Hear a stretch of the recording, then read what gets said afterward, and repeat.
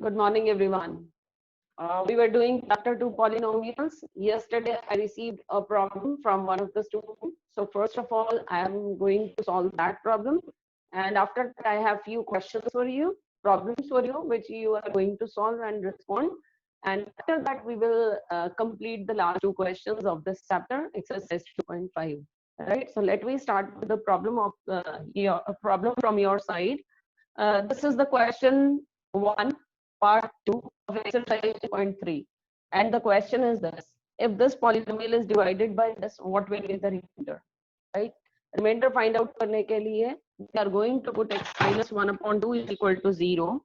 That means you are going to take x is equal to 1 upon 2. Now you have to put this 1 upon 2 in this polynomial, in the given cubic polynomial. You will get 1 upon 2 cube plus 3 multiply 1 upon 2 square plus 3 multiply 1 upon 2 plus 1. And now it become 1 upon 8, 2 2s are 4, 2s are 8, plus 3 multiply 1 by 2 square is 1 upon 4, plus 3 multiply 1 upon 2 is 3 by 2 plus 1, right? And then you have to take the LCM. What will be the LCM? Here LCM will be 8, and then you will write 1 plus 3 2s are 6 plus 4 3s are 12, 2 4s are 8, 4 3s are 12 plus 8 1s are 8, and then you are going to get your answer to be how much?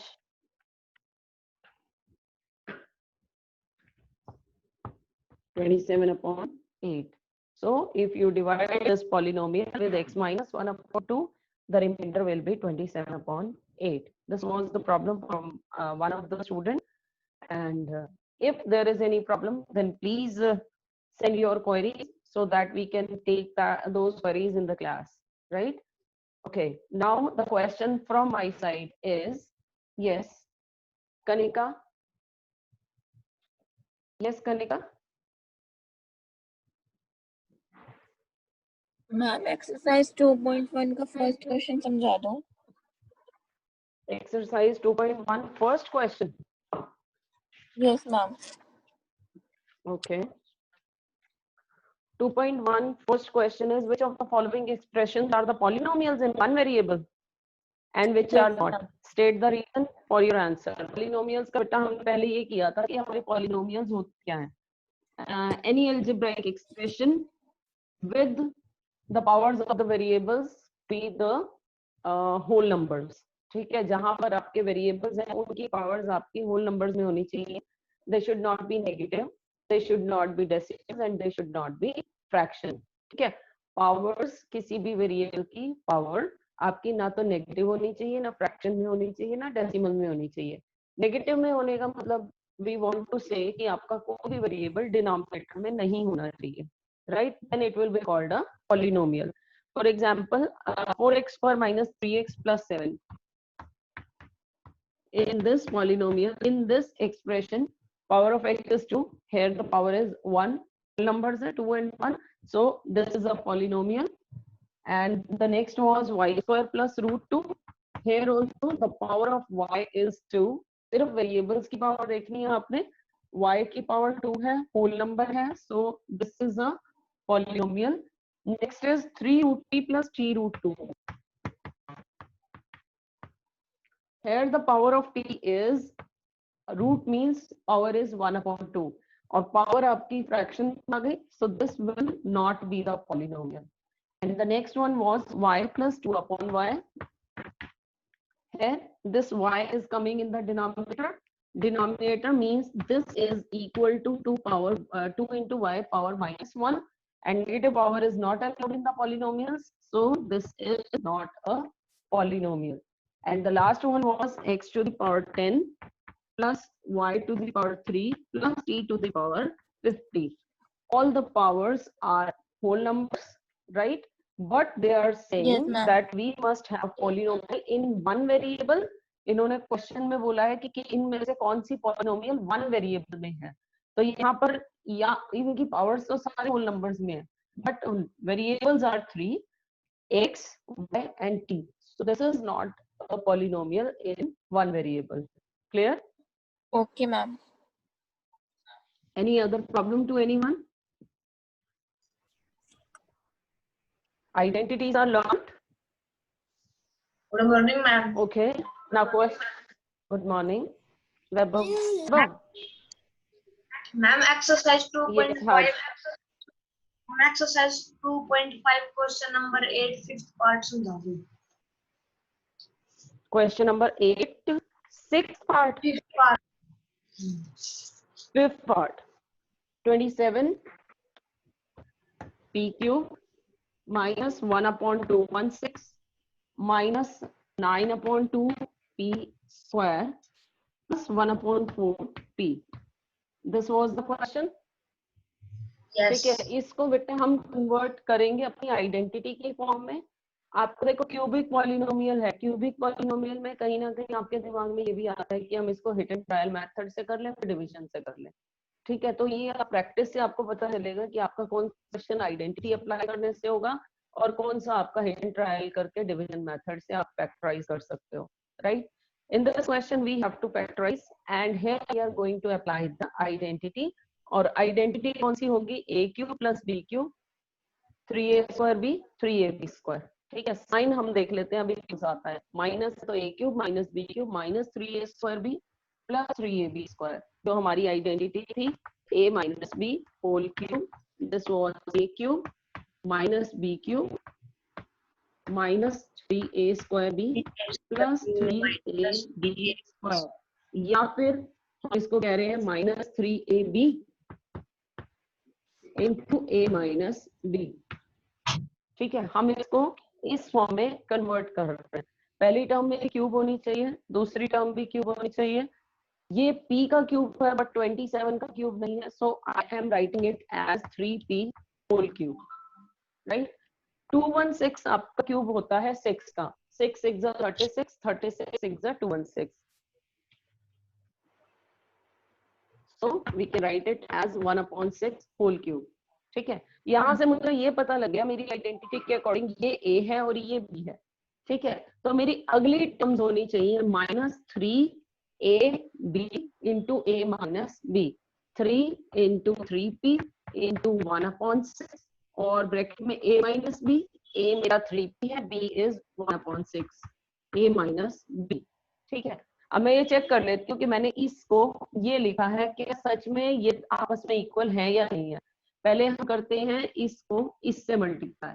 ठीक है, check करने के लिए कि क्या ये minus 9/2 square आ रहा है. सो वी आर टेकिंग, इसको अलग से मैं लिख रही हूँ 1 अपॉन 6 इंटू 3p. इस टर्म को हमने इससे मल्टीप्लाई किया 3p से, और इससे जब आप मल्टीप्लाई करोगे ये आपका कैंसिल हुआ. ठीक है, और आपके पास बचा 3 3 9, ये रहा 9, नीचे 2, ये रहा 2 p into p p square. तो ये दोनों टर्म्स, ये इसको इससे मल्टीप्लाई करने पर ये आ गया. ठीक है, दिस इज ओके. अब चेक करते हैं कि नेक्स्ट टर्म भी आ रही है या नहीं. ये कह रहे हैं अगर आप नेक्स्ट टर्म से मल्टीप्लाई करो मींस 1/6 से मल्टीप्लाई करो तो आपकी ये टर्म आनी चाहिए. चेक कर लेते हैं. फिर से 3 से आपने 6 कैंसिल किया, 3 2 6, 3 2 6, ऊपर के बचा सिर्फ p. ठीक है, नीचे 2 2 4, नीचे आपका गया 4. सो ये वाली टर्म और ये वाली टर्म आपकी सेम होगी. साइन आपका माइनस ये है, माइनस ये, माइनस माइनस प्लस होना चाहिए and plus is there in the question. That means हमने इसको जो एक्सप्रेस किया है वो बिल्कुल ठीक किया है. राइट? Yes ma'am. नाउ ये हमारी किस इक्वल है? This is equal to a minus b whole cube. That means 3p minus 1 whole cube. Ma'am इसको 3 बार नहीं लिख सकते, 3 बार. हम इसको 3 बार नहीं लिख सकते. इसको आप 3 बार लिख दो बेटा, कोई प्रॉब्लम नहीं है. आपने फैक्टर्स लिखने हैं, वी विल से 3 फैक्टराइज करना है, मतलब आपको ब्रैकेट के प्रोडक्ट के फॉर्म में लिखना है, और प्रोडक्ट के फॉर्म में लिखना है, ये भी प्रोडक्ट के फॉर्म में आप 3 बार लिखोगे, वो भी प्रोडक्ट के फॉर्म में है. ठीक है, any other doubt? Ma'am, please explain question number 2.3. Okay करनील.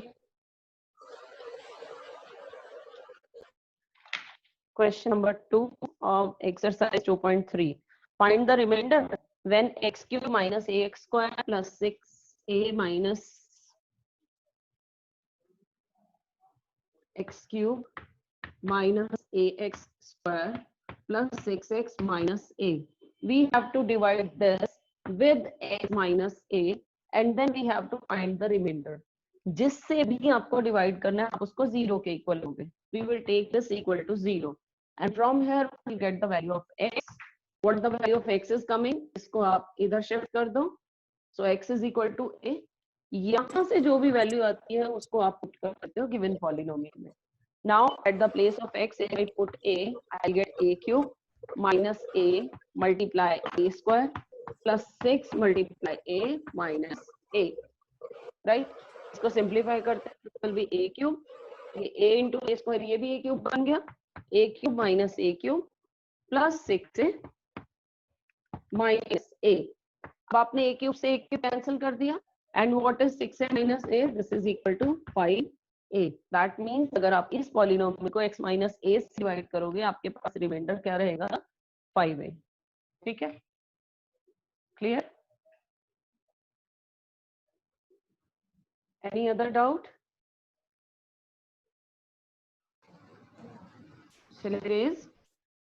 Ma'am हाँ जी. जब Yes. टर्म ब्रैकेट तब दोनों का स्क्वायर माना जाता है. जैसे वो 27 बाय x वाला 27x स्क्वायर था. आपने बस x का हाँ. क्यूब कराया. अगर ब्रैकेट होती तब दोनों का 27 क्यूब ये? था. क्यूब. Yes yes. हाँ क्यूब था. हाँ जी. 27x मैंने इसको 3x होल क्यूब लिखा था बेटा. अगर आप ये कह रहे हो कि ये पहले से ही क्यूब में होता. हाँ यस मैम. हाँ अगर ये पहले से क्यूब में होता फिर हमें इसको अलग करने की जरूरत नहीं थी. हाँ जी. Okay ma'am. बोलो. ओके मैम आ गया समझ. Okay okay let me start my questions now. अब मेरी प्रॉब्लम्स. मैम मेरी एक ठीक है. Your problems are over now. I am yes. मेरी है एक्सरसाइज बोलो, 2.5 एक्सरसाइज 2.5 क्वेश्चन 5 सेकंड पार्ट. समझ ही नहीं आ रहा वो. 2x square क्वेश्चन का plus y second square. Part. Yes ma'am ये This वाला. one 2x square plus y square plus 8z square yes ma'am. minus 2 under root 2 xy plus 4 root 2 yz minus 8xz. ठीक है. This is my question. अब ये हमारी identity देखो आपको थोड़ी थोड़ी रिजेम्बलेंस नजर आ रही होगी. a square b square plus c square plus 2ab plus 2bc plus 2ca. ठीक है. तो मुझे इसको उस आइडेंटिटी में कन्वर्ट करना है. मेरे पास जो आइडेंटिटी है a plus b plus c whole square is equal to a square plus b square plus c square plus 2ab plus 2bc plus 2ca. ठीक है. अगर मेरी ये आइडेंटिटी देखो 1 2 3 4 5 6 टर्म्स इसमें है, 6 टर्म्स इसमें है. कुछ ये इससे मिलती जुलती लग रही है. तो मैं इसको इस फॉर्म में एक्सप्रेस कर रही हूँ. ठीक है. फिर मैं इसको इसकी तरह लिख दूंगी just like we have done in first part. Right. तो यहाँ पर मुझे स्क्वायर चाहिए. पहली 3 टर्म्स में मुझे स्क्वायर चाहिए. ये सिर्फ x का स्क्वायर है 2 का है. तो क्या करूँ इसको मैं लिख देती हूँ √2x का स्क्वायर. जिसका भी आपको स्क्वायर रूट नहीं पता आप उससे रूट के अंदर ले लो. अगर यहाँ पे 4 होता तो आप सीधा लिख देते हैं. बट अगर 2 है तो आपको 2 का रूट नहीं पता. यू विल राइट 2 रूट और उसका स्क्वायर. क्योंकि रूट और स्क्वायर कैंसिल हो जाएंगे और वापस आपका क्या बच जाएगा 2. ठीक है. उसके बाद आ गए इस पे y स्क्वायर प्लस फिर से 8 का रूट मुझे नहीं पता. I will write it as √8z whole square. ठीक है. देन √8 को क्या लिख सकती हूँ मैं. Then I write √8 as 2 multiply 2 multiply 2. ठीक है. 8 को आपने 3 2 4 2 8. यहाँ पर आपका 2 का बन गया पेयर. तो this 2 is making the pair. It will come out of the root. ठीक है. क्योंकि 2 का स्क्वायर हो गया और 2 का रूट भी है तो स्क्वायर रूट हो गए कैंसिल। यहाँ से आप 12 चैप्टर में भी बताया था, जिस जिसके पेयर्स होते जाएंगे आप उन्हें बाहर निकालते जाएंगे, and inside you will have √2 only. So we can write √8 as 2√2। ठीक है, तो यहाँ पर instead of writing √8 I am writing 2√2। This one. Now ये 3 टर्म्स मेरी हो चुकी। अब आते हैं इस वाली टर्म पे। ये तो नेगेटिव है, मेरी आइडेंटिटी में तो सारे पॉजिटिव होने चाहिए। ठीक है, तो मुझे ये देखना पड़ेगा कि नेगेटिव किस रीजन से आ रहा है। I have this negative and this term negative, और इन दोनों टर्म्स में हमारा कॉमन क्या है? x is common to both the term. ठीक है, इसका मतलब ये x ही प्रॉब्लम क्रिएट कर रहा होगा, जिसकी वजह से मेरी टर्म्स हो गई हैं नेगेटिव। सो जहां पर भी x वाली टर्म है, मुझे वो क्या लेना पड़ेगा? I will have to take that term negative. ठीक है, तो यहाँ से मुझे ये क्लियर हो जाएगा दैट a इज -√2x, ये वाला a, b है मेरा y, और c है 2√2z। और उसके बाद आप इसको भी एक्सप्रेस कर लो किस टर्म में? 2ab की फॉर्म में। तो अब सारी मैं लिख रही हूँ, ये मेरे पास a b और c आ गए। अब मैं इसको लिख रही हूँ 2 multiply a multiply b, 2 multiply -√2x multiply y। ठीक है, जब आप इसको मल्टीप्लाई करके देखोगे आपको यही की यही टर्म मिलेगी।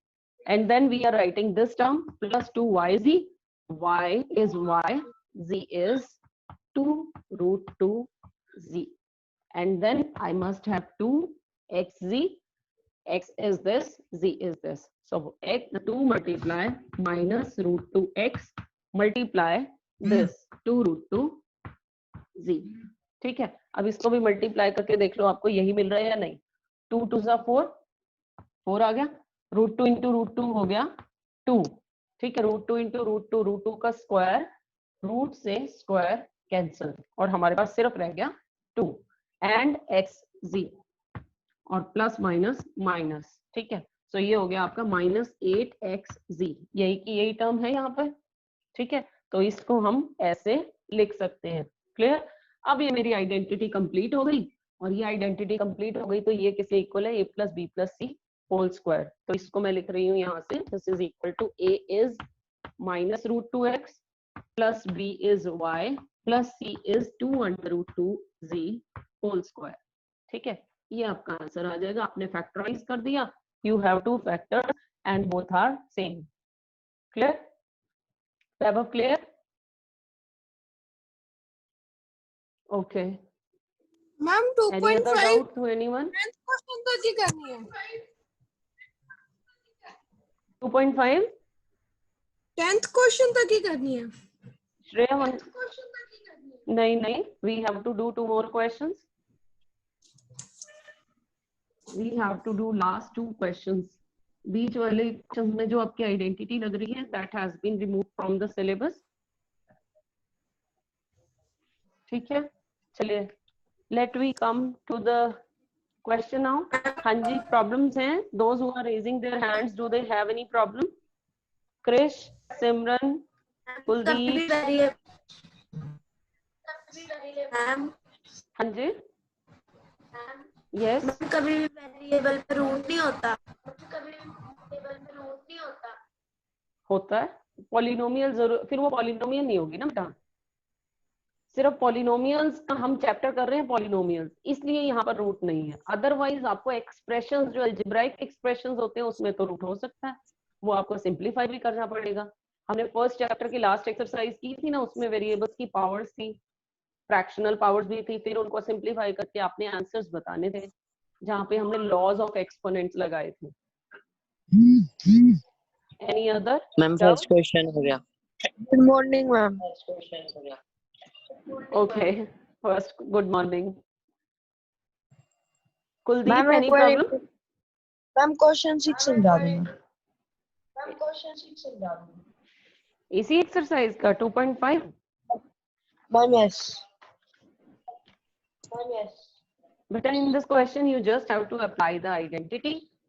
I am taking first question 2x plus 1 whole cube. आपको सीधा नजर आ a plus b whole cube की आइडेंटिटी लगानी है आपने, is equal to a cube plus b cube plus 3ab into a plus b. This is the identity. आप compare करो, एक आपका किसके इक्वल है 2x के और b किसके इक्वल है 1 के। सो जहां पर भी आपका a आ रहा है वहां आप 2x पुट कर दो, जहां b आ रहा है वहां पे 1 पुट कर दो, you will get your answer 2x plus 1 whole cube is equal to 2x cube plus 1 cube plus 3 into 2x into 1 and inside the bracket a plus b means 2x plus 1। ठीक है, और इसको करो आप simplify. 2x cube means 2 2 जा 4 2 जा 8, 2 का cube आपका 8 हो गया, 8x क्यूब, क्योंकि 2 का क्यूब तो 8 हो गया बट x का क्यूब तो नहीं हुआ ना, so we will have to write x cube as it is plus 1 cube is 1 plus 3 2 जा 6 x into 2x plus 1।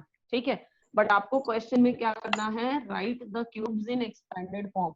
तो जब आपने एक्सपेंडेड फॉर्म में लिखने हैं, ये ब्रैकेट को भी आपको रिमूव करना पड़ेगा। Let we multiply these two also, 8x cube plus 1 plus 6 2 12 x 2x is x square, powers add हो जाएंगी, फिर आप 6x को मल्टीप्लाई करोगे 1 से, you will gate plus 6x। ठीक है, this way only we have to do all the questions. आपके फ्रैक्शंस में है, अगर आपका फ्रैक्शन है कोई तो आप उसको फ्रैक्शन की तरह लिख लो, 2/3 है जिस क्वेश्चन में, तो वहां पर आप b की जगह पे 2/3 जहां जा रहा है वहां पे वो पुट करते जाओगे। ठीक है, सिंप्लीफाई करके आपने आंसर्स लिखने हैं, एक बार ट्राई कर लेना, then let me know tomorrow that which part you have the problem then. चलिए let we Umang, any problem बेटा, any doubt Umang? No ma'am. Okay, चलिए, now my problems, time to get my problems done। Time pass हो गया आपका, तो चलो फिर ये 3 क्वेश्चंस आप लिखो, ये आप करोगे। I have to finish the exercise, I am taking 2 questions of the exercise। Your 15th question, give possible expression for the length and the breadth of each of the following rectangles in which their areas are। आपके पास area given है rectangle का and we have to find out. Yes ma'am, इन तीनों के question के answer आपको भेज दो, आंसर्स भेज दो, डन। नहीं अभी पहला ही हुआ। Okay, okay you will send the answers on WhatsApp. Okay, we have to find out the length and the breadth. We are given that this is area, और एरिया हमारा किसके इक्वल होता है रेक्टेंगल का, लेंथ मल्टीप्लाई ब्रेड्थ। सो मेरे पास यहाँ पर 2 चीजें आनी चाहिए जिनका प्रोडक्ट ये हो, that means I have to factorise this, और इसको फैक्टराइज करने के लिए आपको क्या करना पड़ेगा, क्या करेंगे जल्दी बताओ, फैक्टराइज कैसे करेंगे?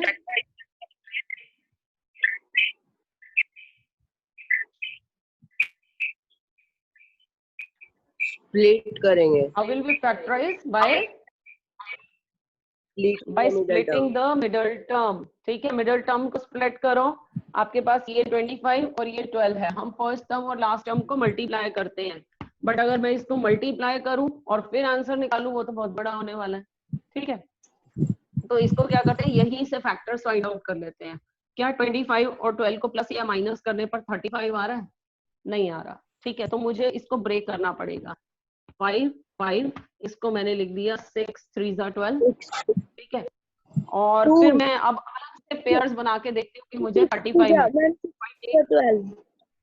6 2 जा 12। यस यस 6 3 जा 18 6 2 जा 12। ओके, अब इसमें से आप पेयर्स बनाओ जहां से आपको 35 मिल जाए।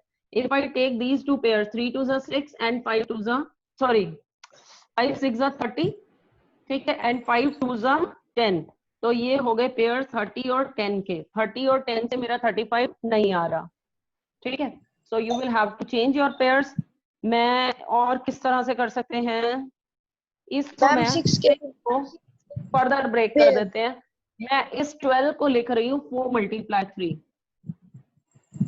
ठीक है, अब पेयर्स बना के देखते हैं। नाउ 5 4 जा 20 एंड 5 3 जा 15।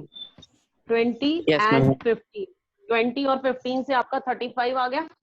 ठीक है, तो यहाँ पे आप लिखें 25a² first term as it is, last term as it is, and middle term we have taken as 20a and 15a, and both the terms will be negative क्योंकि नेगेटिव नेगेटिव ही पॉजिटिव प्लस तभी आप कर पाओगे अगर यहाँ पे दोनों का साइन सेम होगा, right? Now middle term is splitted into two parts. Take common from first two terms. Here common is 5a. ठीक है, व्हाट इज लेफ्ट? 5 5 -4, 5a -4, और यहाँ से आपने कॉमन ले लिया -3. ठीक है, here also you will get 3 5 15, a minus common ले लिया, सो ये साइन आपका चेंज माइनस हो गया. 3 4 12. ठीक है, दोनों सेम आ गए. That means our question is going in the correct direction. So you will write 5a -4. इन दोनों में से आपने ये कॉमन ले लिया. Remaining terms in the other bracket 5a -3. ठीक है, तो यहाँ से हम कह रहे हैं कि ये लेंथ मल्टीप्लाई ब्रेड्थ है. अगर किसी कोई उल्टा लिख देता है तो कुछ भी, अब आप इसमें से कुछ भी एक लेंथ चूज कर सकते हो, and any expression you can take as breadth. So according to me, my length is 5a -4 and breadth is 5a -3. ठीक है, आप उल्टा भी लिख सकते हो, length has 5a -3 and breadth has 5a -4. Clear? हाँ जी, दोबारा से बताऊं? Yes, ma'am. Okay, my question was this. This was given the area. But मुझे लेंथ और ब्रेड फाइंड आउट करने हैं, तो लेंथ और ब्रेड के लिए मैंने इसको कर दिया फैक्टराइज. फैक्टराइज करने के लिए मेरे पास रास्ता है इसकी मिडिल टर्म को स्प्लिट करने का. मिडिल टर्म को स्प्लिट करने के लिए बेटा हम फर्स्ट और लास्ट टर्म को मल्टीप्लाई करते हैं. अगर मैं 25 को 12 से मल्टीप्लाई करती हूँ तो मेरा बहुत बड़ा नंबर हो जाएगा, तो मैं अपने जो फैक्टर्स हैं वो 25 × 12 से ही फाइंड आउट करूंगी. ठीक है, इसको फाइंड आउट करने के लिए मैंने इसको ब्रेक कर दिया 5 × 5 में, और मैंने 12 को ब्रेक कर दिया 4 × 3 में. ठीक है, अब मैं इनके डिफरेंट पेयर्स बना के देखती हूँ जहां से मुझे 35 एडिशन मिल जाए. मल्टीप्लाई तो आपका ये है ही सही.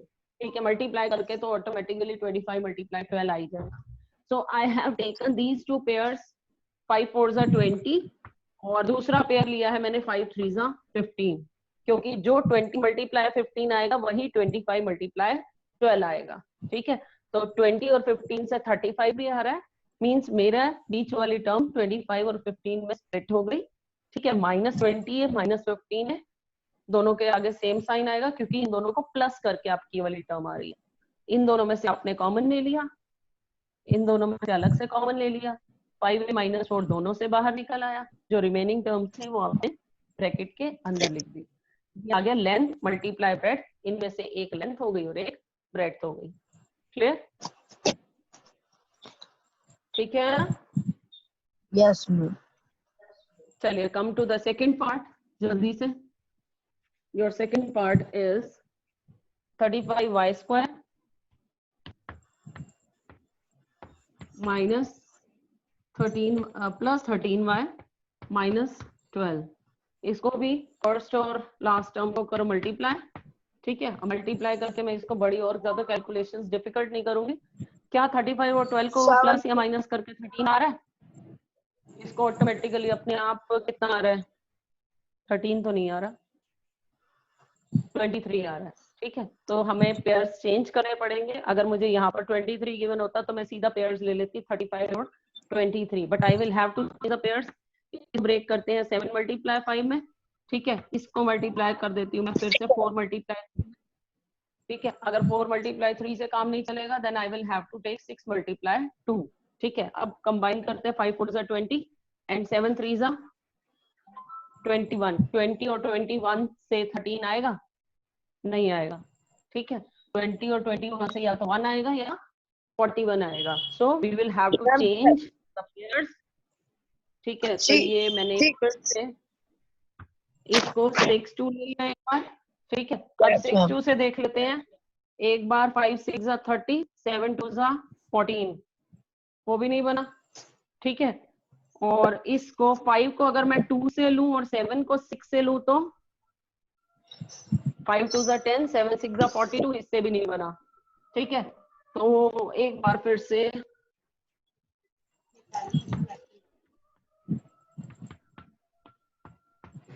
ठीक है, अब मैंने इसको 3 पार्ट्स में ब्रेक कर दिया. 2 2 4, 4 3 12. अब इसमें से मुझे कोई दो आपस में दो नंबर्स ऐसे चाहिए, इनको मल्टीप्लाई करके जिनसे मुझे 13 मिल जाए. Let we find out.